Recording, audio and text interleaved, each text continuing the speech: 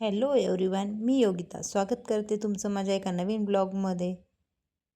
तर सकाळी श्रीषाची आंघोळ केली, तिला तयार करायला घेतलं तर ती थांबतच नव्हती एका जागेवर. नुसती सारखी वळवळ वळवळ करते. आता ही पोरगी मोबाईल ठेवला होता तर मोबाईल पकडायला जात होती. हल्ली आता हिचे जास्तच नखरे वाढले हिच्यामुळे मला पण उशीर झाला आज उठायला. जाऊ द्या, होऊ द्या, काय करणार ना. लेकरांकडे पण कोण लक्ष देणार? आपल्या लेकरांकडे आपण लक्ष नाही देणार तर कोण देणार? कामं काय कामं आयुष्यभरच चालतात. लेकरांचं एकदा वय निघून गेलं, बालपण निघून गेलं की ते आपल्याला जपता येत नाही, परत त्यांच्याकडे लक्ष देता येत नाही. मोठे झाल्यावर मग काय करतात ते त्यांचंच.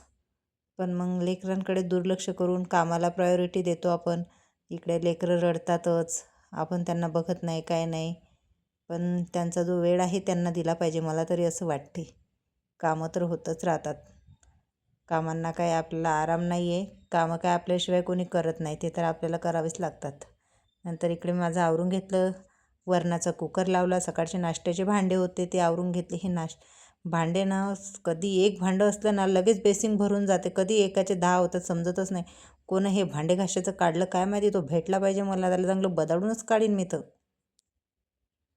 इकडे मस्त आपलं वरण पण शिजलं होतं.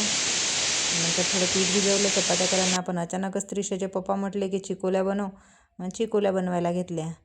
मग इथं मी असे बनवत होती, कारण की मी तर पहिले अशा साध्या चपात्या बारीक लाटूनच टाकायची, पण त्रिशाच्या पप्पांना ते आवडत नाही तसे.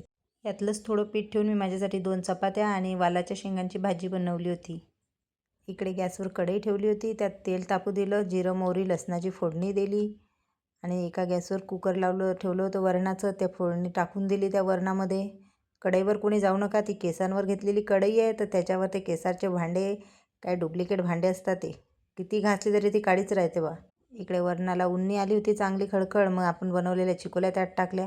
माझ्यासाठी मस्त इकडे गवाराच्या शेंगा चपाती बनवली होती आणि असं झालं आमचं जेवण. कसा वाटला व्लॉग नक्की सांगा. थँक्यू.